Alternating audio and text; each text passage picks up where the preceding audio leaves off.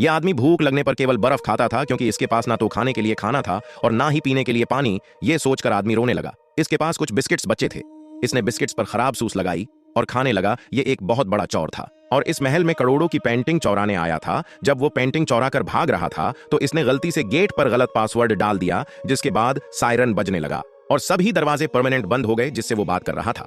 उससे भी संपर्क टूट चुका था, पर इसने हार नहीं मानी। घबराते हुए इसने देखा कि एक दरवाजा महंगी लकड़ी का बना था। आदमी चाकू से दरवाजा तोड़ने लगा, जिससे एक चीज बनने लगा, लेकिन इसके पीछे एक स्टील की मजबूत प्लेट लगी थी। फिर इसे प्यास लग गई। वो पानी ढूंढने के लिए रासोई में गया, लेकिन मीनवाल बंद था। वहां गीज भी नहीं थी और फ्रिज में एक खराब अचार पड़ा था। तभी इसने संतरे देखे, लेकिन ये नकली थे, जो पत्थर के बने थे, सिर्फ सजावट के लिए।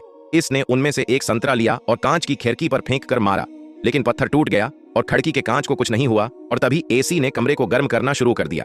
ठंडा होने के लिए वो पूल में गया, लेकिन इसमें खारा पानी था। यहां तक कि एक्वेरियम में भी समुद्री पानी था।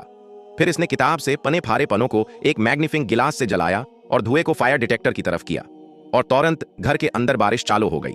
इसे पीने का पानी मिल गया, लेकिन सारी इलेक्ट्रॉनिक डिवाइसेस खराब हो गई। लेकिन फिर भी बाहर निकलने की उम्मीद में इसने सभी फर्नीचर खींचकर इकट्ठा किए और बड़े पर्दे को निकाला और जुगाड़ से एक सीढ़ी बनाई। इसने एक कीमती फूलदान को तोड़ दिया और इसके टुकड़े अपनी आंखों की रक्षा के लिए इस्तेमाल किए।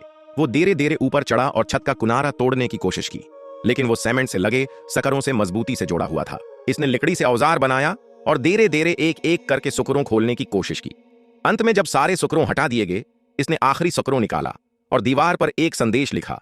सीढ़ी पर चढ़ा और आदमी वहां से बाहर निकल गया।